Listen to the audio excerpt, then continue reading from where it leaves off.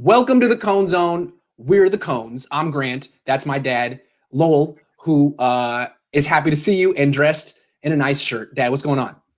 Well, I live up here in the Oakland Hills, and they're putting in some sort of new electrical transformer. So they had to turn off the electricity this morning, and I wasn't able to take a shower or get all dressed up like Iggy is. So I'm just wearing the shirt. And this is where I went to college, Lafayette College in Pennsylvania, where Iggy and his wife Swasti have been. It's about the size of Bishop O'Dowd High School, right, Iggy? But it's a cute little place. Very cute. I'd never been there before until a couple of summers ago, and it was the hottest day of all time. It was like 90 degrees and humid.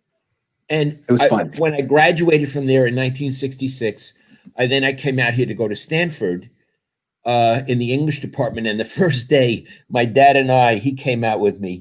We drove down Palm Drive into Stanford. And I said to my father, does the earth actually look like this? I thought I was in heaven. I never saw anything that pretty in all the years I'd been alive. So anyway, that's my story. I want to say before we start, I lost a bet last week to Iggy. I said the Rams, like a schmuck, I said the Rams would beat the Niners, and Iggy said, not so fast. So we bet a bottle of Zin, a quality bottle, and I lost. So can you guys see this? Iggy, can they see? Oh, yeah. Ridge, Linton, do a little spin, a little spin. I do the spin move. Hold on. There you go. I'm not good at this. Okay. Yeah, spin the other way. There you go. 2014. Oh my God, it's a good one. It's a hell of a good Zin. Now, my friend over at Preston wondered why we didn't bet I didn't give him a Preston. Ken Blair. Ken, next time when I lose, I'll give him a Preston. They make wonderful Zins. But anyway, so Iggy won the bet, and he'll actually be over here this afternoon. I want to tell you why. We're refinancing our house because we want to put a deck on the back in case Iggy and Swasti ever want to have this house after we croak. There'll be a deck off of my office, and we have to refinance the house to free up the cash to do it. So Iggy's going to come over today because I'm using a very good group called better.com, but everything is on the internet and nothing that I understand. So Iggy, I asked him to come. He's done it a million times. They have to upload stuff. I have no idea how to upload. So I asked him, would he come over today and upload? And he went, yeah. And that made me feel really. And then, I'm really excited to come over. I didn't say it like that. It was more like, sorry. Yeah. And Iggy's response was, it's not your fault.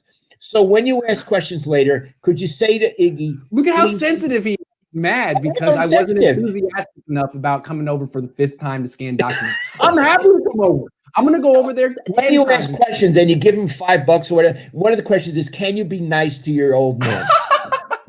Okay, real quick before we move on. I have a Lafayette College story. When we went 2 years ago, it was so hot. We were walking around the campus until we just really were dehydrated. It was really freaking humid. It's not like that in California. So we leave the campus. We drive into like downtown Easton, and we see a corner store. You and Swasti jump out to get some water. We're in a van. You leave the door open. As you jump out and go to the corner store, a family of 5 like Lithuanians jump into the back seat. I'm like, excuse me, what are you doing? And they're like, Uber. I'm like, no Uber. And so they thought that I was going to drive them around Easton, Pennsylvania. Maybe I should have. Maybe I could have got $25. And I came out. We saw them in there. We said, what are these people doing in there? And they just jumped in. That was pretty cool. What happened was my brother-in-law, who's a great guy, and grew up with me in Brooklyn, Henry. He had a van, and he very kindly loaned it to us because we didn't have a car. It didn't have any air conditioning. Yeah. Other than that, it was the best van. I love that van. Yeah. We almost died. Yeah. Okay. We did. All right, let's move on. So we used to talk about the San Francisco 49ers. And then we talked about the Santa Clara 49ers. And now we cover the Orphans of the NFL. Yeah. They have no home. Right. Here's what I want to say. First of all, I think we need to seriously make one thing clear. We are not blaming Santa Clara County for anything. No. This is a serious business. There is a COVID pandemic, and they're doing what they think is right for their population. Yeah. And it has fallout on Stanford, on the 49ers, and on other programs, other places, other programs. Nothing wrong with that. But the 49ers have suffered so many plagues this season. So they've had all these injuries. They've had COVID. They had to play a game they shouldn't have had to play with all these players out. And now, in addition, that would have been Diano. And now, in addition, they are the Orphans. They don't have a home field. They don't have a home practice field. Now, Arizona is being very nice to them, the Cardinals, as they should. They should stand up for one another. But if the 49ers have a successful season, and let's say it means getting into the playoffs, I mean, if they win the Super Bowl, wow. But if they have a successful season, it will be having overcome all of these things and finally having overcome being orphans and on the road for 3 to 5, away from home for 3 to 5 weeks. What a story. I mean, in a way, it's a fairy tale if they succeed. If not, it's one of those things. What do you think, Iggy? Yeah, if they go 9-7, Kyle Shanahan should be the coach of the year. This already is the best story in the NFL this year. I mean, the Steelers haven't lost yet, but in a lot of ways, the Niners embody 2020, especially in the NFL. Everything that could go wrong has gone wrong, but they keep fighting, and they're almost 500. If they win next week, they'll be 500. They're starting to look like a confident team that might make a run. It's a great story. If they can pull it off, even if they can't, I feel like, you and I don't root for the 49ers at all. We're very impartial, but now it's like you can't help but root for them a little bit when you have 1,000 things going against them. Yes, I admire them, and my heart goes out to them. Right. And Iggy, if they make the playoffs, this is a book. Yes. This season is a book. Absolutely. If they make the playoffs, you should write it. But I already wrote half of it. I know what I'm doing is I'm writing one book if they make the playoffs and one book if they don't make the playoffs. So we got it. It's really dramatic so far, both of them. But Iggy, you could see what I mean. This is a book. What a story. Yeah, absolutely. So God love the 49ers. Now, Iggy, would you talk about Raheem Mostert and his reaction to this? Oh, yeah. So he's been separated from his wife and newborn kid all season, I believe. When they found out, I think the reason the Niners were so upset is they weren't given any notice. They found out as they got to LA, and they weren't prepared for it. They were like, "Oh, we can't come home." So after the game, when they won, it was very emotional. But Raheem Mostert went up and spoke at the post-game press conference and started crying. He said, "It's really hard. We're doing the best we can. We're trying our best to follow the protocols and the rules. It's really hard to be away from our family this long." And he was just crying at his post-game press conference after a win. My heart really went out to him. Yeah, and it's interesting. Again, I've never met him, but you like him and respect him, right? Very much so, yes. Okay. Yes. First of all, for a tough guy, yes, to show that vulnerable side, I always am touched by that, Iggy. Yes. I'm touched. I mean, he's a tough guy, and to show his feelings and his depth is so nice. And in addition, he was in a way crying for the whole team. Yes, that's right. Yes, he was crying for all of them because it must be how so many of them feel inside. And so I want to say, had I been on that call, I would have been deeply touched. Absolutely. I was deeply touched. Yeah, it's like I'm writing my grades and I'm listening to people talk at the same time because I'm trying to be efficient, and then I hear him start crying. It's like, well, let me put the grades down for a second. Yeah. Let me pay attention. Whoa. I feel sorry. Sorry, Raheem. But I was talking to an old coach, and he was saying, this is really, well, keep going. I was going to say, in our culture, tough guys don't cry. Right. And that's all I wanted to say. He's a tough guy, and he cried, and God love him. I'm sorry, Iggy. Please go on. No, that's a good point. I was talking to an old coach, and he said, it must be really upsetting for the players, but from the coach's perspective, it's not bad. Now you can monitor your players even better. You know where they are all the time. You don't have to worry about what they're doing at home, what their distractions. Like it's boot camp. So the players should be really, aren't happy, but the coach is like, you know what? At least I can monitor you better. And the silver lining, Niners are 4-2 on the road and 1-4 at home this year. So It's so interesting to get a coach's perspective Yes. because they don't think the way we do, and No. they don't think the way players do. From No. their point of view, they have total control. Good, that's what we want. Yeah, way more control than when they're at home. You never know like who's going to go into their house, who they're meeting up with, if it's a wife, if it's a girlfriend, who's coming into their orbit. Now you can it's like Big Brother. It's like 1984 in this Renaissance hotel in Arizona. They got them, so maybe it'll be a good thing. Boot camp. Hey, Iggy, I just reread 1984 last week. Did I tell you that? Really? Yeah. Did it mean anything differently to you at this age and at this stage in 2020? Well, it's what they call a dystopian novel, what the world will be like in the future. Like Fahrenheit 451? Yeah, and it was, in that regard, it was really great. It was very interesting, and it was a real attack on communism, on, Stalinism and what it was like in Russia at that time. As the novel, maybe it was a little dated. Maybe, Orwell is very brilliant, but maybe it's a little dated. I wanted to tell you, I think I've told you this story before about monitoring players. Yes. The Niners used to stay up in Rockland, and I guess one night, Bill Walsh and my Fred Van Oppen, who coached special teams for them and on the defensive line. And Fred and I, he's probably the only friend I've ever made from anyone in sports. He and Bill were monitoring, going along the hallways and making sure everybody was in their room. But they had a lot to drink after dinner, and they were pretty drunk. And I guess they kept going up and down the same hallway on the same floor. And finally, Bill said to Fred Van Oppen, haven't we done this before? Because I think it was the fifth time they had walked down the same hallway and no other hallways. And I guess they just started to giggle like little kids and said, screw it. And then they left the players do whatever they wanted. That's funny. Yeah, I mean, in theory, the oversight is better than what it really is in practice. Remember when Reuben Foster's career fell apart with the 49ers, he was in a team hotel in Tampa and he snuck a girl in and she didn't have COVID. She just, I don't know what happened with that one, but yeah. Right. So they're going to have to get their spies real in tune with this one. So it'll be interesting. I think it might be exactly what they need, Dad. I don't know what it is about Levi Stadium, but they couldn't win there this year. It was really hard, unless they're playing the Rams. And they're 4-2 on the road? 4-2. They destroyed New England in New England. That's pretty tough. New England just beat Arizona. So we'll see. We'll see.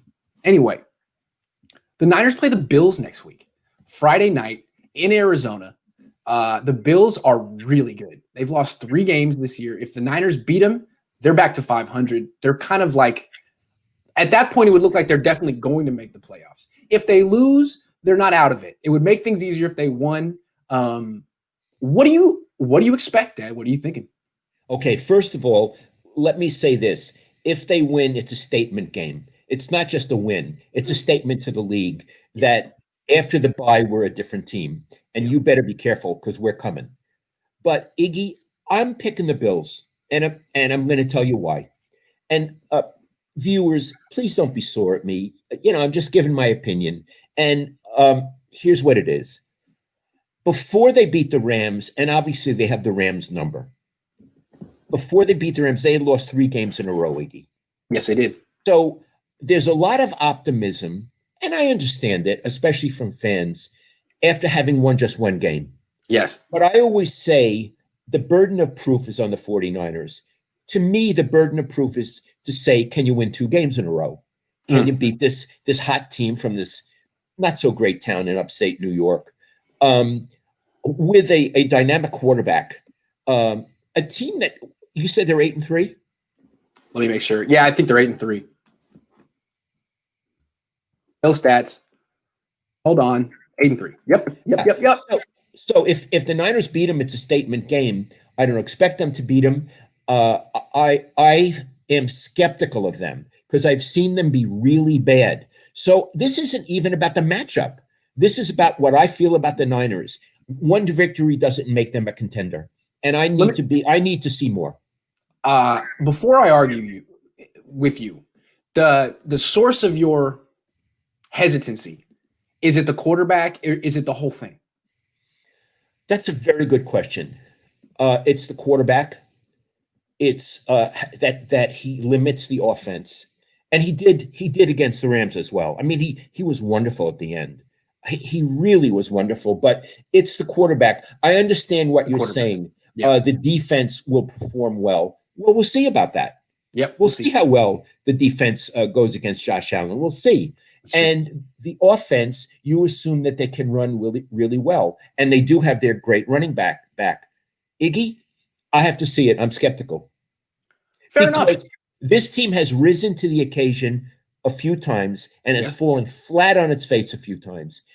I've seen a lot, and I'm not willing after one victory against that horrible quarterback from the Rams to say, well, they're coming now. If they beat the Bills, I'll be with you. I think it's fair to look at Nick Mullins and his performance and say, why would I have any confidence in him or the 49ers to win 2 in a row? That's fair. Well, the way I look at the Niners and I think of them when they're close to healthy and they're getting there, the quarterback is down the list of the most important players on the team. It just is. The way the offense is structured, it's a run-first offense with slants and screen passes sprinkled in. Those aren't hard passes. What are more important are the guys that are getting the ball. Deebo Samuel, Brandon Ayuk, George Kittle, Raheem Mostert. Now, Kittle's not coming back for a while. He's not going to play in this game, but Deebo's going to play. You see how much better he makes the team. You see how much easier. He's fantastic. And then Brandon Ayuk's going to be back next week. Yeah. So, no, Nick Mullins isn't as good as Josh Allen. But the way the offense is structured, he just has to get rid of the ball really quickly and let Deebo Samuel and Brandon Ayuk do all the work and then hand off to Raheem Mostert as well. And the thing about the Bills compared to the Rams have the number one defense in the league. They have Aaron Donald, the number one pass rusher in the league. Bills don't have that. Bills have the 21st ranked offense in the league. They're 27th against the run. The Niners should be able to run the ball, control the clock, stick with their identity. And I mean, they're not going to blow them out with Nick Mullins, but I think they should be able to compete. And if Mullins doesn't commit 2 turnovers, I think they'll win. Okay. Look, you make a very good point. We have a fundamental disagreement, which we still have. You make yours based on data and evidence. I make mine based on a feeling. And no. It's both based on a feeling. I feel confident in the Niners defense to keep every game close. And Josh Allen's fantastic. We saw him just destroy the Seahawks a few weeks ago. He's not going to do that to the Niners. He's not. The Niners defense is too good. It's too well coached. It's too talented, even without Nick Bosa. So I'm confident. I feel confident in the Niners defense, and I feel confident in Deebo Samuel and Brandon Ayuk and Raheem Mostert and all these weapons who are going to take the pressure off of Nick Mullins. Okay. I would bet you on this, but I don't want to keep using bottles of wine. So okay. Gentlemen's bet. We don't bet on this one? Yeah, no bet on this one. No bet. Because, I mean, right now, you're getting this one here. Yeah, that's good. That'll hold me. And the thing about that one, it's such a nice one that we'll drink it together. You got to have a taste of that one. We usually do drink them together. And I want you to know when Grant comes over today to upload this document, which he doesn't want to do for me, I have a really nice bottle of wine that I'm bribing him right now. And when you ask questions later, tell him, why can't you be nice to your father? Listen, it's not good enough that I scan the documents and come over. I have to be chipper about it too. I am chipper, Dad. I'm looking for it genuinely. You see that face? That put up? Hey, her too? You kidding? You're a sense of pickle. I am. All right. That's a term that people don't understand. Sense of pickle. My dad used to say it. My dad. I don't know where he got it. He liked the word pickle. And I was such a sensitive little boy. And he would say, Lowly, don't be so sense of pickle. Whatever that meant. So we say that all the time. Into our family. Yes. All right. Let's talk about the nature of toughness at the quarterback position. Well, let's say that's a spinoff from Nick Mullins, okay? Sure. Because yeah. Could we agree? No, I want to go back. What did Shanahan say in praise about him? Okay, so here's what happened. The way I look at it is, for whatever reason, the Bay Area media doesn't like Nick Mullins. And I don't know why, but they're always kind of trying to get Kyle Shanahan to say that he's not good or that CJ Beathard's coming in next. So after the game, first question about Mullins after the game to Kyle Shanahan, someone says, hey, Kyle, Nick really missed some throws in this game. And, he's been missing throws consistently. Is there something? What's going on with him? What are you seeing from Nick? And Kyle just kind of pauses and goes, yeah, he missed some throws. He wasn't perfect. None of us were, but He won. He was resilient. He battled. He was really tough.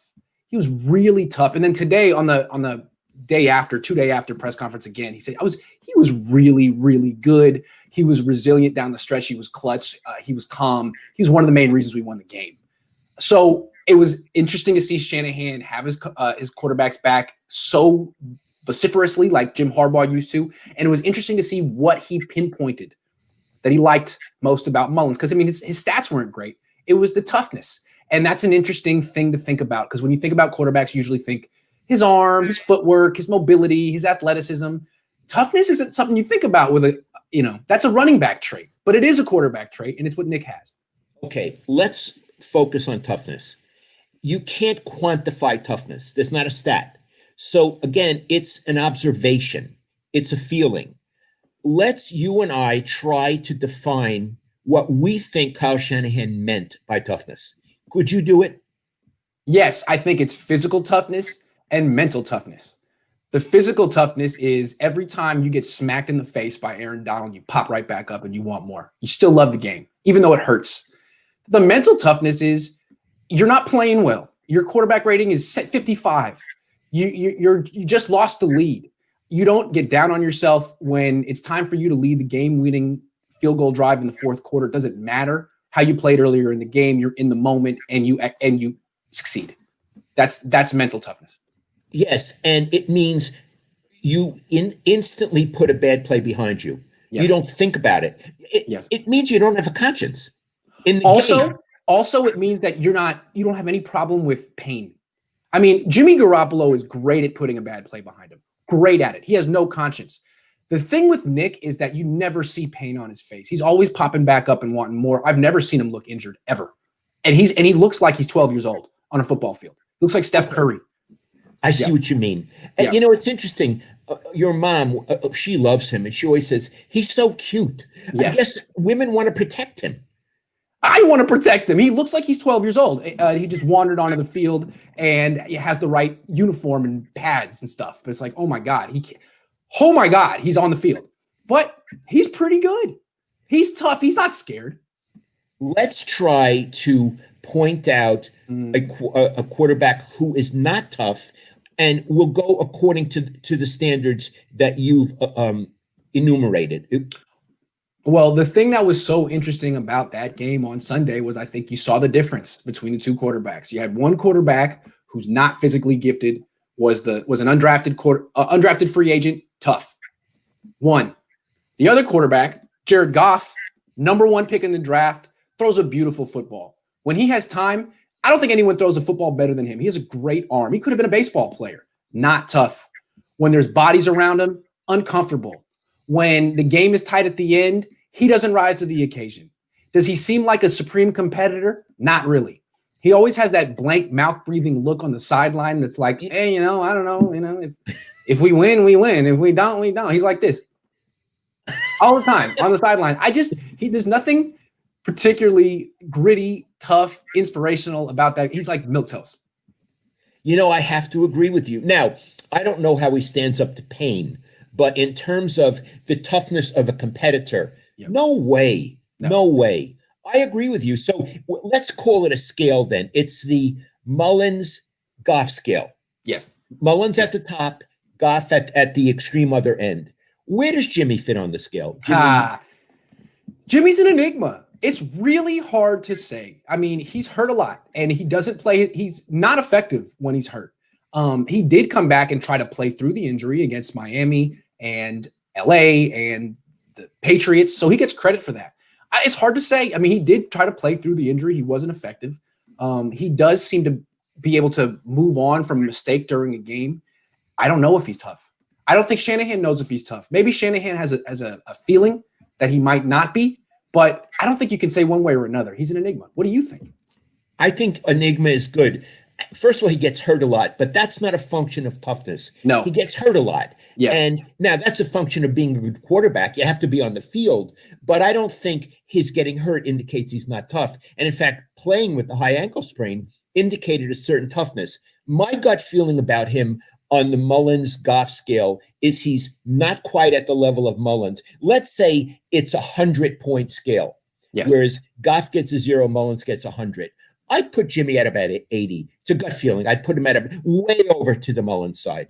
The only question I have with Jimmy is I keep going back to him chasing his tail in the pocket week 1 against the Cardinals. It was a really strange look. He rolled right. He spun back to his left. The pressure wasn't there. When a quarterback does that to me, I start questioning, like, are you avoiding injury? Have you had enough of the sport? You know what I mean? Because it takes a toll, it accumulates, and he's been playing a lot longer than Nick Mullins. Maybe, who knows how tough Nick Mullins will look after 30 starts.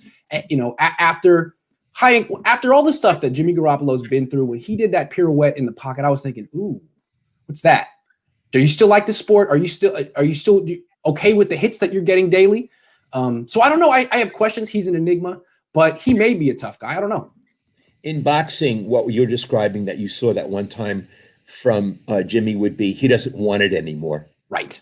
They just don't want to get hit they don't want it anymore. Right. And I've seen great boxers who just didn't want it anymore.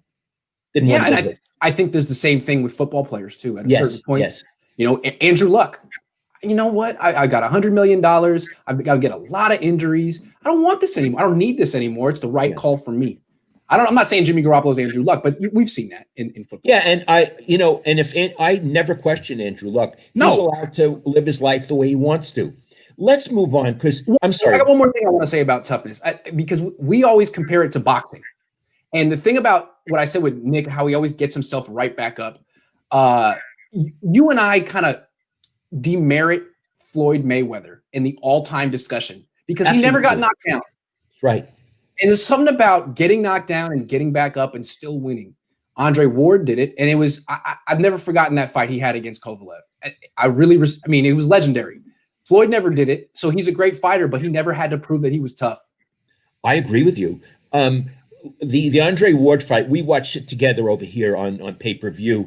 It was the second round he got knocked down, sweetie? I think he got knocked down twice, and it might have both been in the first round. It was early. Okay. He was hurt. And when a fighter's hurt, when they get that crazy smile on their face, they're ready to go. And he had the smile. I said, Iggy has the smile. I thought he was going to get knocked out because I never thought that Andre Ward really took a shot that well. But he did. Man, did he dominate and even out-punched him and out-fought him. He showed his greatness in the fight where he got knocked down and almost was out. And you got to remember that all the greatest fighters got knocked down. Ray Robinson, Rocky Marciano, Joe Louis, probably the greatest heavyweight ever, at least according to Bill Walsh. He got knocked out by Max Schmeling. And then in their return match, he knocked Schmeling out in the first round. And what I want to say, boxing is the closest that sports has to a life metaphor because everybody gets knocked down. Me, Iggy, you, everybody. And sometimes we get knocked out. That's a fact of life. In love, in your job, you get knocked down and sometimes you knocked out. The issue is, can you stand up again? Can you go forward again? And I think that relates to toughness in football. And with Nick Mullins, there's no question he's relentless. He is freaking relentless. Yes. Iggy, let's name another quarterback, a famous quarterback who's tough, and let's name another famous one who maybe isn't tough. Okay.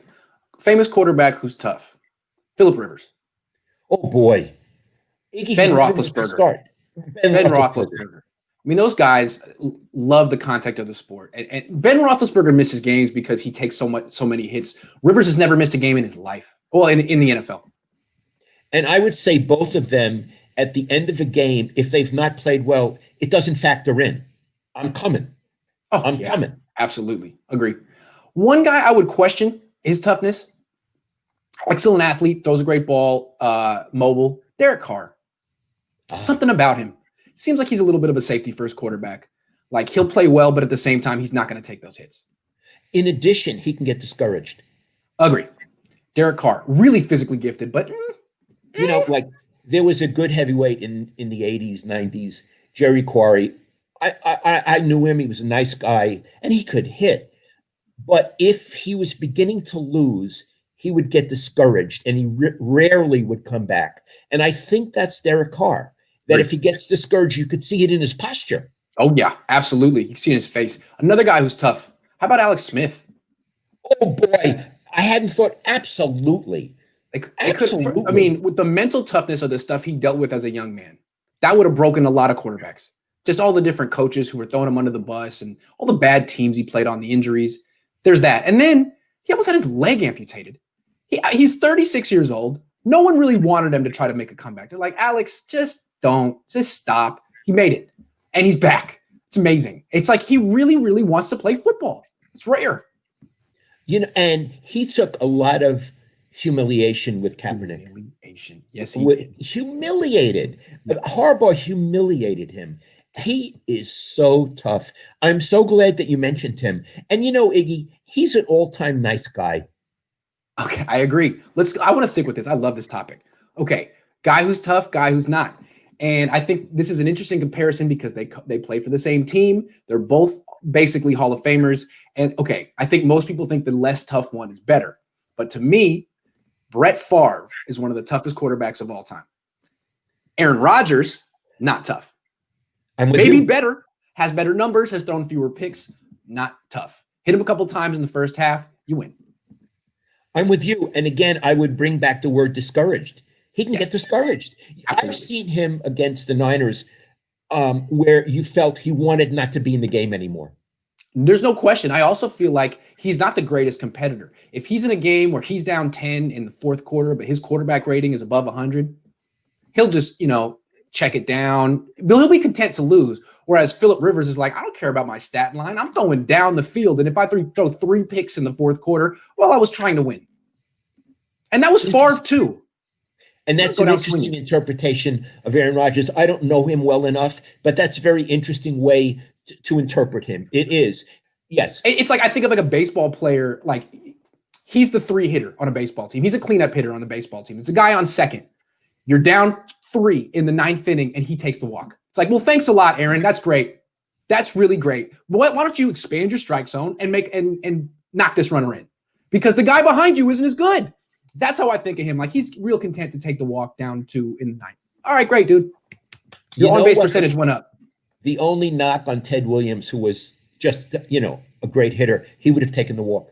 Interesting. Yeah, he would have taken. Mickey Mantle wouldn't take the walk. I don't know. I mean, basically, if you're the guy who takes the walk, you're the guy at his locker after the game who says, I did my job. All right, well. I like it. Okay. Boy, that's interesting. We even got into baseball. Well, baseball's my wheelhouse. I like baseball. I don't know who's in the MLB anymore, but I used to play it. And it's fun to, my dad votes for the MLB Hall of Fame, which is pretty cool. And all those people on the ballot are people I grew up watching. So I have an opinion on them. Yeah, in fact, Iggy came over the other day and we got out our stats and we went through the whole thing and he gets a co-authorship on my ballot, which I don't make public. But I say we, because he helped. We voted for 5 people. Absolutely. We did not vote for Barry. I'll tell you some of the steroid or alleged steroid people we stayed away from. Clemens, Barry Bonds, Sheffield, Manny, Sosa, Pettit. I think it's fair. I mean, here's the way I look about voting for Baseball Hall of Fame in particular. You're either okay with steroids or you're not. Fine. Right. If you're okay with steroids, that's your choice. If you're not, you need to do your homework and never vote for someone who's been implicated in a steroid thing. So if you think he was, but he wasn't, you should vote for him. If he was implicated, or admitted it, like Andy Pettit, you can't vote for him. Anyway, I'm proud of the 5 people we picked, but we don't have to get into that. No, I don't reveal it. Okay. Should we talk about apologies? Oh, yes. Why don't you set it up? This is your deal. Okay, so I did predict the Niners would beat the Rams, but I've been wrong about a lot of stuff this season. And a lot of those things kind of came to light in this game. I questioned Kyle Shanahan's leadership for weeks. That performance, especially as a head coach against the Rams, was legendary, maybe his best yet.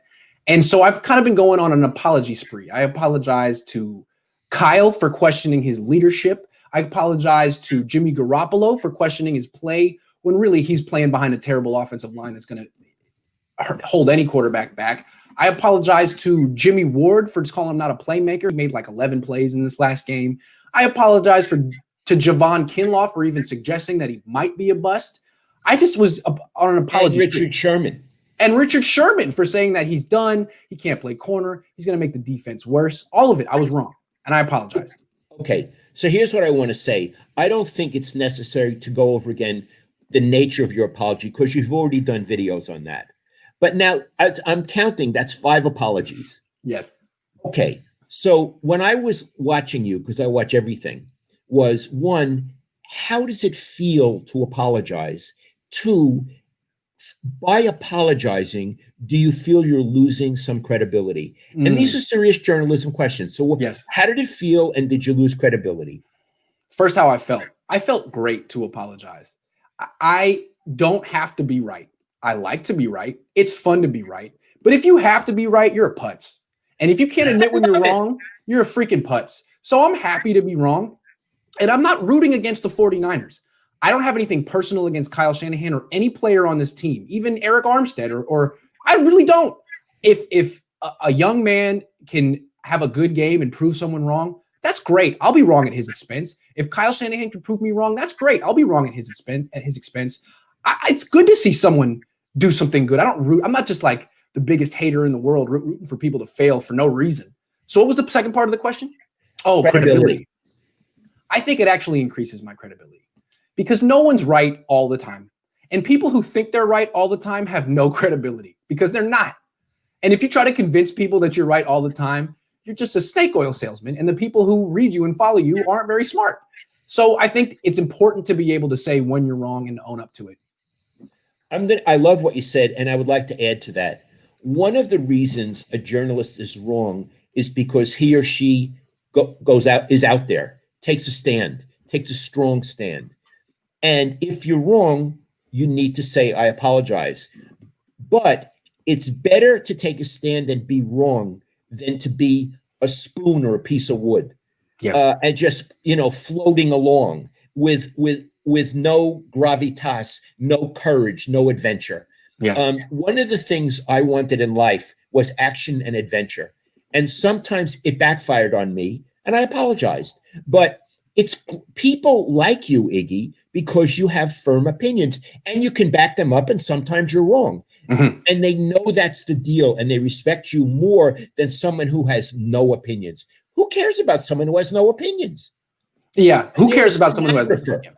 Yeah, and this is like the cost of doing business, of being opinionated. But again, I think it is important if you're going to be very opinionated to not be the guy who's constantly doubling down and saying, no, I'm not wrong about that. I'm not wrong. Sometimes it's okay to be wrong. And you know what? Jimmy Ward might have a terrible game next week. And then things could change. But I'm not going to be like, well, let's just wait till next week. Let's see if Jimmy can do it twice. Jimmy, great going. I was wrong. Good for you. And you know what? Again, I don't know these players personally, but I know players. And if players can get over the anger or the hurt, they'll say, Iggy was they'll call you Grant. Grant was a stand-up guy. Yeah. It wasn't personal. It wasn't personal. He criticized me to the best of his ability. When he realized he was wrong, he apologized to the best of his ability. At least I know he's not like a vendetta against me. And I think sometimes people like Eric Armstead or Dante Pettis felt like I had a vendetta against them. I don't. And Eric Armstead, you played really well against the Rams. Good going. The whole defense did. One other thing. This topic that we're talking about now is a big test for Richard Sherman. And I want to tell you why. He blocked you. Yes.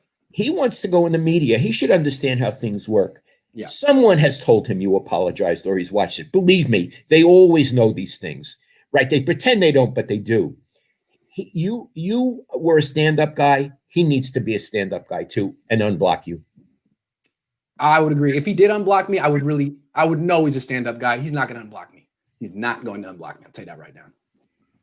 Wow. That's not going to happen. He seems like, for all of his good qualities, he's extremely petty. And maybe that's part of what makes him so good. Remember how he blew up on Crabtree? What did Crabtree do? Crabtree ran a route against him in the NFC Championship game. And afterward, Richard Sherman went to the post-game thing on the sideline and was just screaming and ranting about Michael Crabtree. What did he do? He competed against him. Okay, I'm speaking to you, Richard, as an older guy to a younger guy. And although I'm wearing my Lafayette shirt as two Stanford guys, I would like you to prove Grant wrong. I would like you to be, I think you're a stand-up guy, and I think you should show it by unblocking him because now he's apologized to you in good faith, And I think you should act in good faith, Richard. Sincerely, I did. And some people think you could be a good safety. I'm just against all of it. I think that you're pretty much done as a player. But Eric Davis said, you know what, you're wrong, Grant. I played with Merton Hanks. I've seen Richard Sherman. He could be Merton Hanks. And I'm not going to argue with Eric Davis. I mean, Eric Davis is not only extremely bright, but he played with these guys. So yeah, if Eric Davis says Richard Sherman can do it, I believe it. And what's funny is I started talking about it on these shows.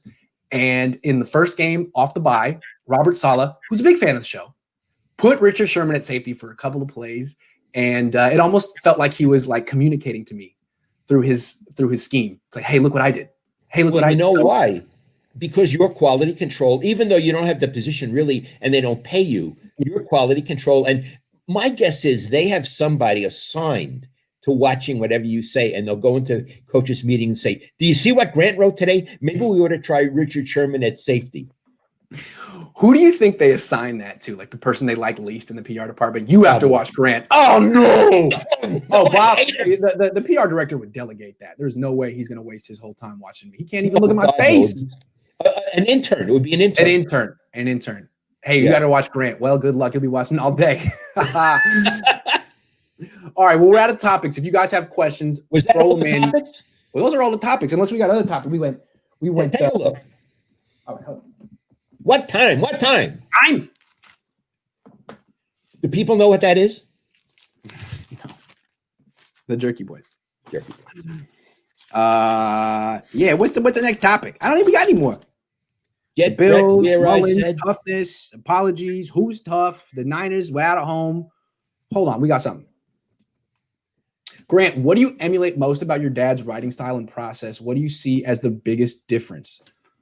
Ooh, Lowell is the man. The biggest difference between me and my dad is he's a lot better than me.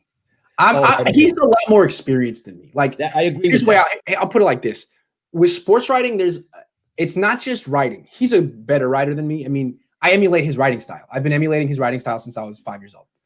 The short sentences, the not being overly wordy, to say, do it with less, show and not tell, active verbs, no adverbs and adjectives, or as little as possible. I mean, that's what I emulate. But there's so much. You're not just an essayist. If you were just an essayist, you wouldn't be the greatest sports writer that you are. I mean, so much of what you do is performative. How you handle press conferences, how you talk. We lost you for a second there, Iggy. Uh-oh. I can hear you. Can you hear me? Yeah, you're back. Okay. So you had said the word performative. Oh, yeah. You have a whole performative aspect of your job, the way you handle yourself in press conferences, the way you ask questions, the way you follow up, the way you take over. That's something that I can't do yet. I mean, I try. I ask some good questions sometimes, but there's you show what the whole package is, like all the different ways one could be great at being a sports writer. And every day there's another thing you can work on. That's the way I think of it. In certain ways, I learned that in Brooklyn because you had to stand up for yourself. But also from all the graduate seminars I took at Stanford, where there'd be so few people, and you had to talk. You had to take your turn of taking over with these very brilliant people. And I got to say, sometimes it made me more nervous in there than it did in the locker room because these people were so smart. Yeah. And when I first got the job, I was 23. I didn't know that much about football. And you're questioning Jim Harbaugh, who's making $5 million a year and has been around football his whole life. It's hard to be like, all right, I'm really going to ask Jim Harbaugh a tough question here, and I'm going to follow up, and I'm going to win this interaction. And you're really in awe of the guy. You're intimidated by the guy. And it takes years, I thought, for me to actually get to the point where I could spar like you spar in these interviews. Okay, Iggy, when you interview people now, are you intimidated? No, they're younger than me. And the ones who aren't, I know pretty well. I'm almost less intimidated. I mean, it's like the head coach of the 49ers is younger than my brother. No, absolutely not. Okay, tell what happened when you tried to interview Monte Ellis. Okay, so this was 2008. I was 20. We had just started the Cohn Zone, the Cohn versus Cohn blog, where we would once a week do a point counterpoint essays. So it was summer break.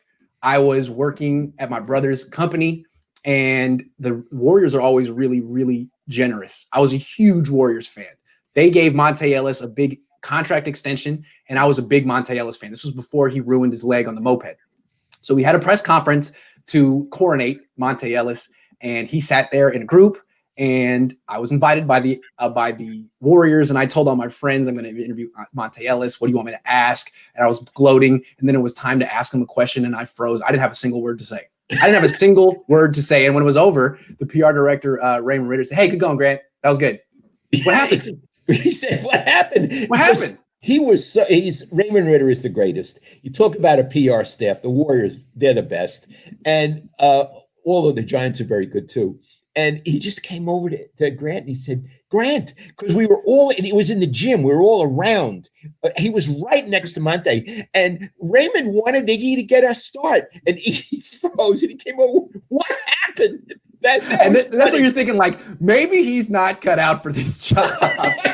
Maybe this isn't for him. There was another moment. Okay, so that was 2008. 2010, I graduated college, and I've been almost journalist for a little while now. I was an intern at KTVU, not yet writing. I was a production assistant at KTVU, and I was at the big game between Cal and Stanford. This was when Harbaugh and Sherman were at Stanford, and Andrew Luck was there too. It was at Cal. They won big. The Stanford won big.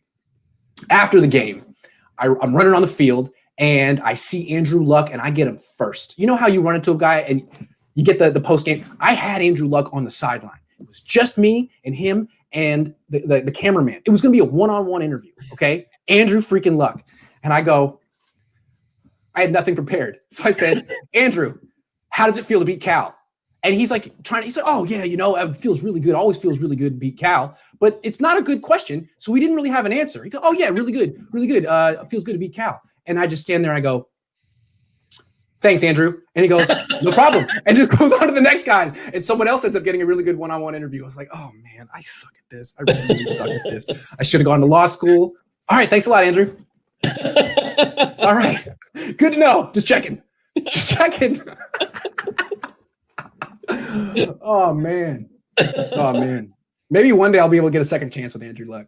Probably not. All right, we got more questions. Grant, that stemmed from a handshake at a charity game because Crabtree first, one wouldn't shake the others, then it carried over to their. Okay, apparently, Crabtree and Sherman were at a charity event, and Crabtree wouldn't shake his hand, and Sherman held that against him. I think Sherman's the kind of guy who looks for slights. Iggy, didn't you once have a thing with Crabtree when you asked him a question and he joked around with? It was his last year on the team. It was 2014. All right, he was playing really bad. He was coming back from an Achilles tear, and his numbers were down. And it was like week 10 or week 11, and he finally was talking in his locker, and there was like 10 of us around him. And all the writers were afraid to ask the question. They're like, "Hey, Michael, is your foot okay?" And he wouldn't answer the question. He's like, "Why are you guys asking me about my foot? What's all these questions about my foot?" And people were like, they kind of get scared. They're like, "Oh, like we'll change the subject." And I was like, "Michael, we're asking you about your foot because your numbers are down. Are your numbers down because of your foot, or are you just playing poorly?" Good.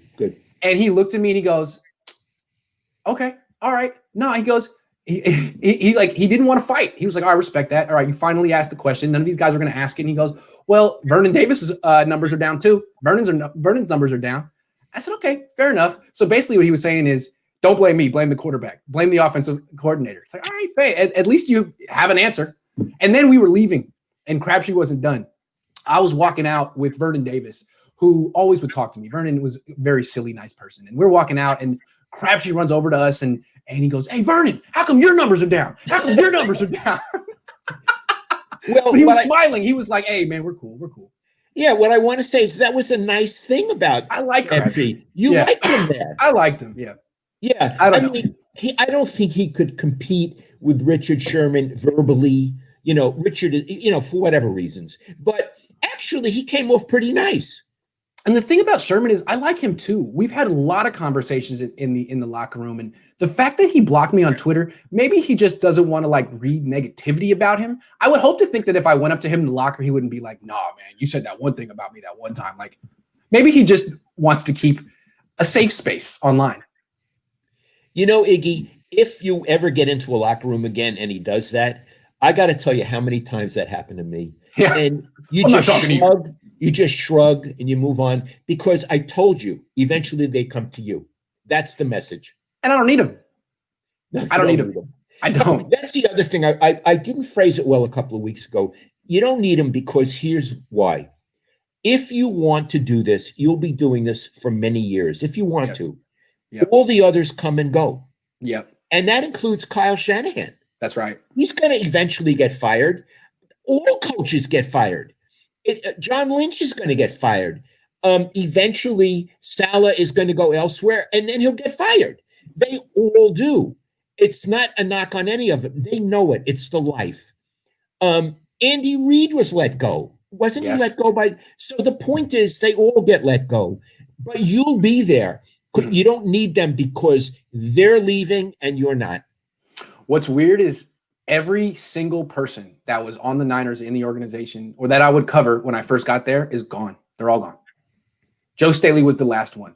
Sure. And it's weird, like they're like Balky, Harbaugh. And when you're 23, 24, 25, you think like, man, these guys are the king of the Niners world and they're never going to be gone. And then you look up a few years later, it's like, I'm older than everyone. Everyone that I was in awe of is gone. What happened? And you're right, Dad. And then you I guess when I get to be older like you and you run into these guys down the line, they're like really happy to see you because it's been so long and they've been out of the spotlight forever. And it's like, oh, we shared something. Let's reminisce. Exactly. And you chronicled their great days. Yes. So when they look at you, they look at their greatness in you. Yes. Yes. And I do want to point out that the Niners got rid of Bill Walsh. Mm-hmm. They got rid of Ronnie Lott. Okay? Yeah. So everybody goes, but they got rid of Jerry Rice. They got rid of Jerry And the thing Rice. about Jerry Rice, as a kid, I remember you always said that Jerry Rice, Jerry, he's difficult. He's immature.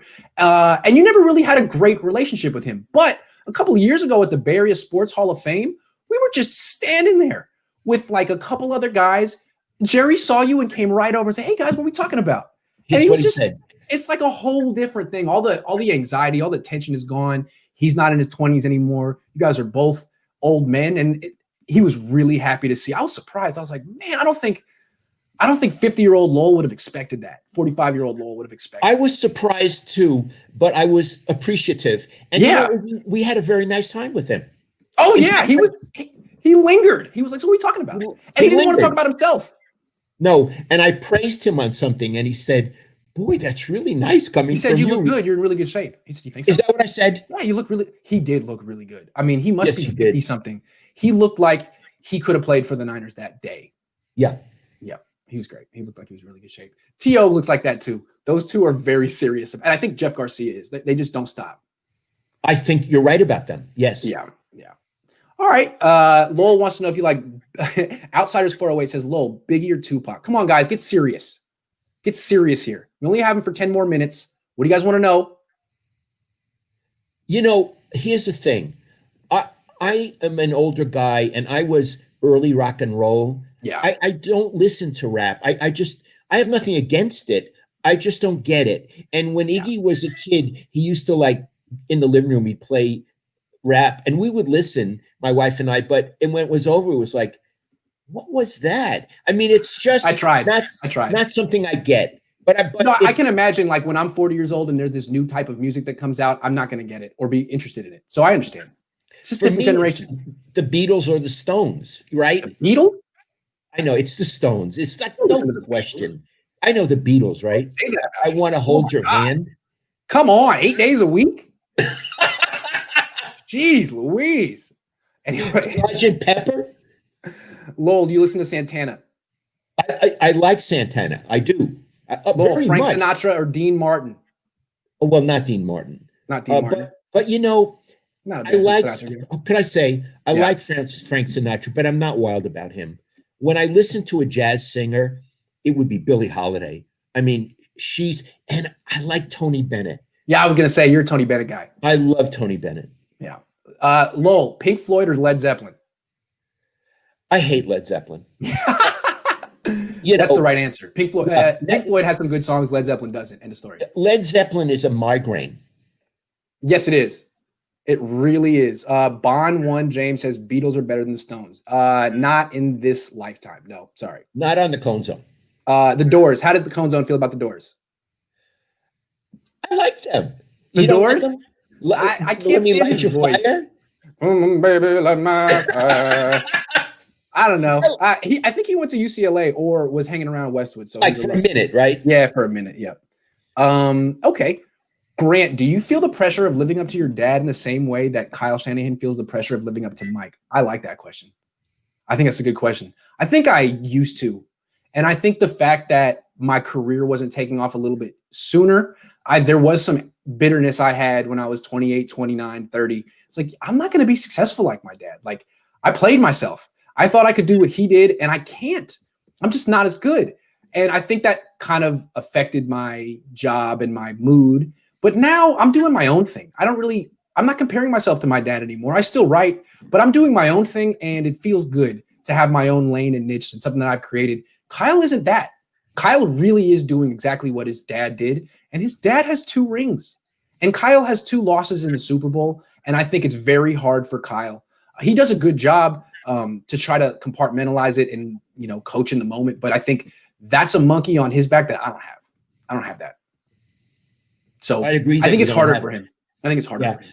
I think you're going to go further than I ever did. Farther, whatever it is, than I ever did. And I want you to. I want you to kick my butt.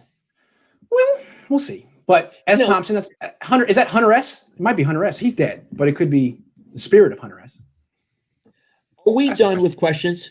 Or is there another question? I don't see any more. Because I'd like you to tell a story. Okay. Tell me. There was a time when we were in the Niners locker room during a midweek practice, and I'm going to say there was a gentleman who is, I'm not going to name, either in television or radio, and he said something rude to me, and you heard it. Tell him what you did. Okay. In front of the whole team. No, I'm going to say his name. No, I don't want you to. Please don't.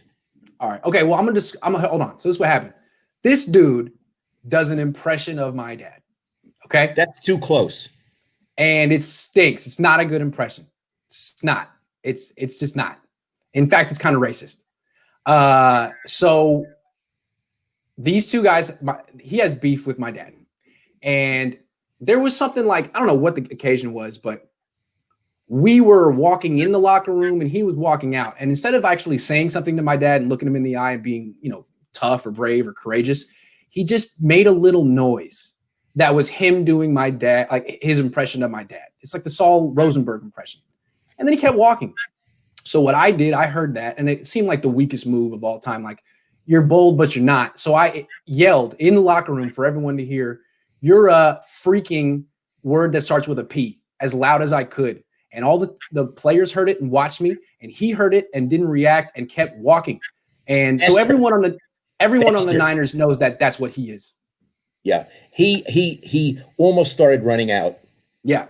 Hey, you're a freaking P word, as loud as I could. And he didn't have any. It's like, hey, do you want to disagree? Do you want to talk about it? Come over here. Look me in the eye. And he wouldn't do it. I hate that guy. Like about 60 players there who saw and were looking.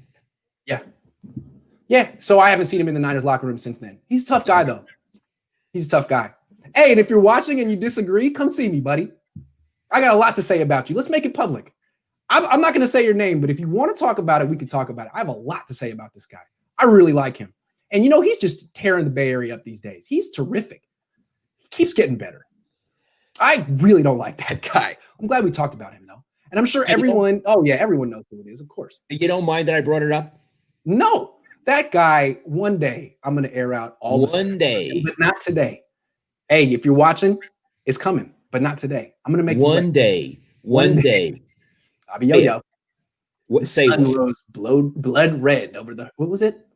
Over the mountain? Yeah, something. I don't know. When I was 2, I memorized a book called Abiyoyo, and I used to perform it for my parents' friends at parties and stuff. And they all thought, he's genius. He's genius. He's so smart. And it turns out I was. It was the Abiyoyo test. It was the Abiyoyo test. Whoo, I got worked up there for a minute. And it's nice to know that I still got some bullets in the chamber for later down the line. Later down the line. So if you're watching, look forward to that. But I'm talking years down the line, because I don't want to. I want to look forward to that. You know, my dad and I both love Westerns, short stories. We love Elmore Leonard. Elmore Leonard in the 50s wrote a bunch of short story Westerns, and most of them are about revenge. And there are a lot of times it's like a kid who was taken advantage of, or, you know, something was stolen from him. His dad was killed. He was put in a position where he needed to get revenge, but he couldn't get it yet. He was only 14. He was only 17, and he had to wait 20 years. And it's like, is he going to forget about it? Is he going to let it slide? No. He finally gets the shot. You know, something happens, and the guy's right there. And should I give him mercy? Should I turn the other cheek? Hell freaking no. And it's a very Jewish thing. Like, nah, it's an eye for an eye forever. That's how we do it. Oh yeah, I love that. Absolutely. I feel that way. There are a few people till the day I die. If I had a shot, I would take it. And I want to remind you, a metaphorical shot, not a real shot. Please, YouTube, don't. No, I don't mean. Of course, I don't mean killing. Come on. I mean get even. Yeah. Yes, get even in some. I don't mean anything violent. No. But thank you for clarifying that. Yes. The shot is metaphorical. I would take my chance, and if I could even score somehow on the same level, I would. And I want to remind you that, you know, my book that's out now is Gloves Off, but I just finished a memoir about my life, and it's called Revenge in a Minor Key, and it's all about revenge. Revenge is a very underrated emotion and act. Absolutely. And before we leave, I'd like to leave you guys with the image of maybe a 19-year-old me coming home from college, really upbeat and energetic, putting on a rap song, sitting my parents down in the living room and saying, guys, listen to this. And maybe even printing out the lyrics and having them read along. Picture that and laugh, because I really did that one time. I thought I could sway him, and it didn't work. And he was so earnest. You would have thought he put on Beethoven. You got to listen to it. You got to listen. So good. And we loved the movies. So it's just really great. So good. And then he left the room. My wife and I looked at each other and said, what was that? Yeah, the thing was, when I first got to UCLA, I didn't think I was going to be a sports writer. I wanted to be like a DJ or something. So I got a radio gig at UCLA Radio, and as a freshman, and I had like a rap show. And it was not like there was no radio frequency on FM in Westwood. It was internet radio, which meant no one listened to my show except for my parents. So they would tune in every week, and I would play like my favorite rap songs of the week, and they'd call me afterward and like, oh yeah, it was so good. You were so good. Really good job. Like, guys, thanks for listening. I know you hated it, but you guys are really nice parents. Thank you so much. Tell them about your partner. So my partner was he was another intern. We were interns because it was our first time, and he was like a 50-year-old Japanese guy who had been a DJ play. I think he'd actually been a play-by-play announcer in Guam for like cricket or something. His name was DJ Jerry. And he had this great radio voice, real deep. He had a lot of personality, and he was really into like the Beatles and the Stones. So I would play like a couple rap songs, and he'd be like, okay, now it's time to do Mick Jagger. And he would talk. Remember that time he was really excited to see the Stones live in concert, but Mick Jagger had laryngitis. And he was like, can you explain to me what laryngitis is? I don't understand. I was so excited to see this. Like, I'm sorry, man. I mean, he's a little bit older. He's a 70-year-old singer. What do you want?